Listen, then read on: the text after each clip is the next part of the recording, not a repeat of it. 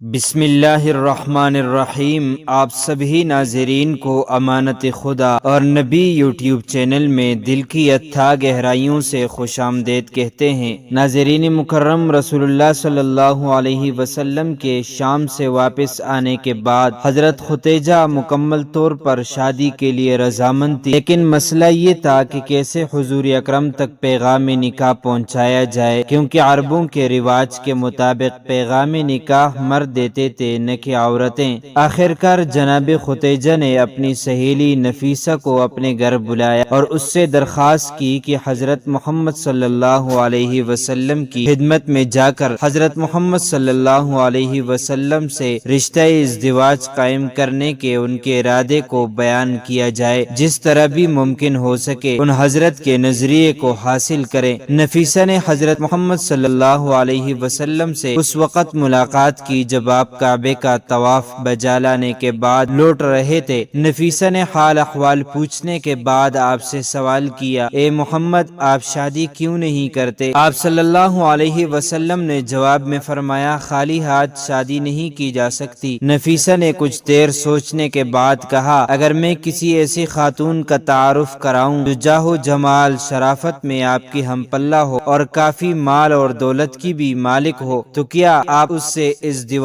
کے لیے آمادہ ہیں؟ حضرت محمد صلی اللہ علیہ وسلم نے تھوڑا سا غور کرنے کے بعد فرمایا، وہ کون ہو سکتی ہے؟ نفیسہ نے جواب میں کہا، حضرت ختیجہ۔ حضرت محمد صلی اللہ علیہ وسلم نے سوال کیا، کیا وہ شادی کریں گی؟ میں نے تو سنا ہے کہ بہت سے لوگوں نے ان کی خواستگاری کی اور انہوں نے ان سب کا انکار کیا، اگر وہ راضی ہیں تو میں راضی ہوں۔ نفیسہ فوراً جناب ختیجہ کے گھر پہنچی اور انہیں حضرت محمد صلی اللہ علیہ وسلم کی ان کے ساتھ شادی کی رضامندی کی خبر سنا دی۔ حضرت محمد صلی اللہ علیہ وسلم جناب ختیجہ کی آپ سے شادی کرنے کی رضامندی اور ان سے ازدواج کی اپنی دلچسپی اور رضامندی کے بارے میں اپنے چچا ابو طالب، عباس اور ابو لہب کو آگاہ کیا۔ ابو لہب نے کہا، میرے بھتیجے، ہمیں عربوں میں بدنام نہ کرنا، تم ختیجہ کے لائق نہیں۔ اور حضرت کے چچا عباس اپنی جگہ سے اٹھ کر کھڑے ہوئے اور ابو لہب سے تیز لہجے میں مخاطب ہو کر کہا، تم ایک پست آدمی ہو۔ ختیجہ میرے اس بھتیجے کے بارے میں کون سا اعتراض کر سکتی ہے؟ محمد صلی اللہ علیہ وسلم دلیر، با جمال و کمال کے مالک ہیں، ختیجہ کیسے اپنے آپ کو ان سے بہتر ثابت کر سکتی ہے؟ کیا مال یا کمال کی وجہ سے؟ کعبے کے خدا کی قسم، ختیجہ جتنا بھی محمد صلی اللہ علیہ وسلم سے مہر چاہے، میں گھوڑے پر سوار ہو کر بیابانوں میں گھوم کر اور بادشاہوں کے محلوں میں جا کر اس سے مہیا کروں گا۔ جناب ابو طالب اپنے بھائیوں سے مشورہ کرنے کے بعد اس نتیجے پر پہنچے کہ سب سے پہلے ضروری ہے کہ جناب ختیجہ کا نظریہ اور ان کی طرف سے ان کی شرائط معلوم کیے جائیں اور پھر اس کے بعد کوئی فیصلہ کیا جائے۔ اس کے بعد انہوں نے پیغمبر اکرام صلی اللہ علیہ وسلم کی پھوپھی صفیہ کو ختیجہ کے پاس بھیجا تاکہ بلا واسطہ ان سے گفتگو کر کے اس سلسلے میں ان کے نظریے کے بارے میں آگاہی حاصل کریں۔ جناب صفیہ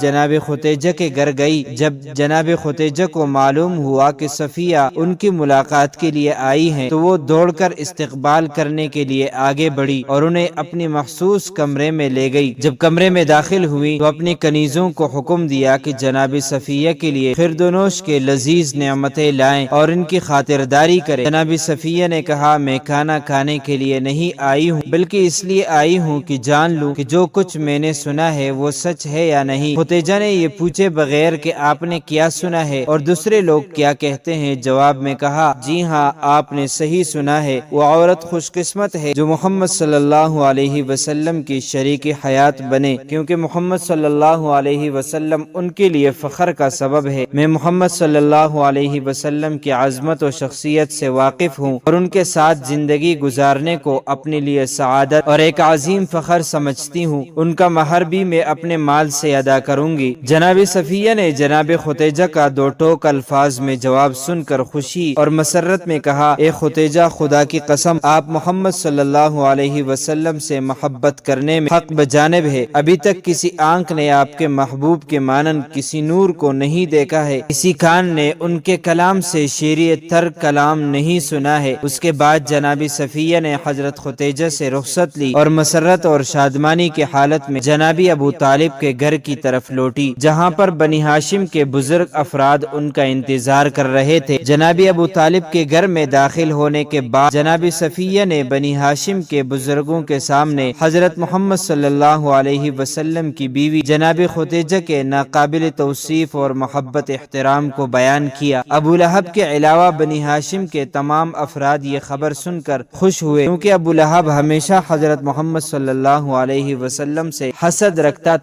اس کے بعد حضرت محمد صلی اللہ علیہ وسلم کے چچا اور بنی ہاشم کے بزرگوں نے باضابطہ طور پر جناب خدیجہ کے پاس خواستگاری کے لیے آنے کا فیصلہ کیا۔ 9 شوال کو جناب ابو طالب اپنے عید کے لباس کو زیب تن کر کے بنی ہاشم کے چند بزرگوں کی سرپرستی کرتے ہوئے حضرت خدیجہ کے چچا عمر بن اسد کے گھر کی طرف روانہ ہوئے، کیونکہ طے یہ پایا تھا کہ نکاح خوانی کی رسم وہیں پر منعقد ہوگی۔ مہمان نوازی کے بعد سب سے پہلے جناب ابو طالب نے خدائے سبحان کی وحدانیت اور مکہ اور محمد صلی اللہ علیہ وسلم کی عظمت کے بارے میں ایک خطبہ پڑھا۔ خطبہ پڑھنے کے بعد مہر کے بارے میں گفتگو ہوئی۔ حضرت خدیجہ رضی اللہ عنہا کے مہر کے بارے میں مختلف اقوال نقل کیے گئے ہیں۔ ابن عباس نے خدیجہ رضی اللہ عنہا کا مہر 12 اوقیہ ذکر کیا، جبکہ سیرت ابن ہشام میں بکرا ذکر کیا گیا ہے۔ مہر دینے کا وقت آیا تو حضرت خدیجہ کھڑی ہوئی اور اپنے چچا عمر سے فرمانے لگی، ممکن ہے دوسرے مسائل میں آپ اختیار رکھتے ہو، لیکن یہاں پر خود مجھے اختیار ہے۔ اس کے بعد کہا، اے محمد صلی اللہ علیہ وسلم، میں نے اپنے آپ کو آپ کی بیوی قرار دیا اور مہر بھی میں نے اپنے ہی ذمے لیا۔ جناب ابو طالب نے حاضرین سے مخاطب ہو کر کہا، گواہ رہنا خدیجہ نے محمد صلی اللہ علیہ وسلم کو اپنے شوہر کے عنوان سے قبول کیا اور مہر بھی اپنے ہی ذمے لی۔ ابو جہل کھڑا ہوا اور غضبناک ہو کر حاضرین سے مخاطب ہو کر بولا، تعجب کی بات ہے کہ عورتیں مردوں کے مہر کو اپنا ذمہ لے لیتی ہیں۔ جناب ابو طالب غضبناک ہوئے اور کھڑے ہو گئے اور کہا، جی ہاں، اگر کوئی مرد میرے بھتیجے کے مانند ہو تو عورتیں سب سے گراں قیمت مہر کو بھی اپنے ذمے لیتی ہیں، اور تم جیسے ہو تو مہر کی قیمت محل لیے بغیر ان سے ازدواج کے لیے آمادہ نہیں ہوتی۔ مہر معین ہونے کے بعد عقد و نکاح کی مجلس منعقد ہوئی اور جناب خدیجہ اس تاریخ کے بعد قانونی طور پر حضرت محمد صلی اللہ علیہ وسلم کی شریک حیات بن گئی۔ ناظرین مکرم، یہ یاد رہے کہ آپ صلی اللہ علیہ وسلم ملت ابراہیمی پر قائم تھے اور حضرت خدیجہ رضی اللہ عنہا کی راستگی اور طہارت بھی مسلم تھی۔ نیز ورقہ بن نوفل کی تعلیمات کی روشنی میں آپ صلی اللہ علیہ وسلم کو نبی و آخر الزماں ہی سمجھ کر نکاح کیا گیا، اس لیے یہ نکاح دین حنیف ملت ابراہیمی پر منعقد ہوا تھا۔ عقد کی تقریبات ختم ہونے کے بعد تمام مہمان اٹھ کر اپنے گھروں کو چلے گئے۔ آپ صلی اللہ علیہ وسلم بھی اپنے چچا ابو طالب کے ساتھ گھر جانے کے لیے کھڑے ہوئے۔ جناب خدیجہ چونکہ جانتی تھی کہ حضرت محمد صلی اللہ علیہ وسلم کا کوئی اپنا گھر نہیں، اس لیے ان حضرت صلی اللہ علیہ وسلم کی طرف مخاطب ہو کر کہا، اپنے گھر کی طرف آئیں کہ میرا گھر آپ کا گھر ہے اور میں بھی آپ کی کنیز ہوں۔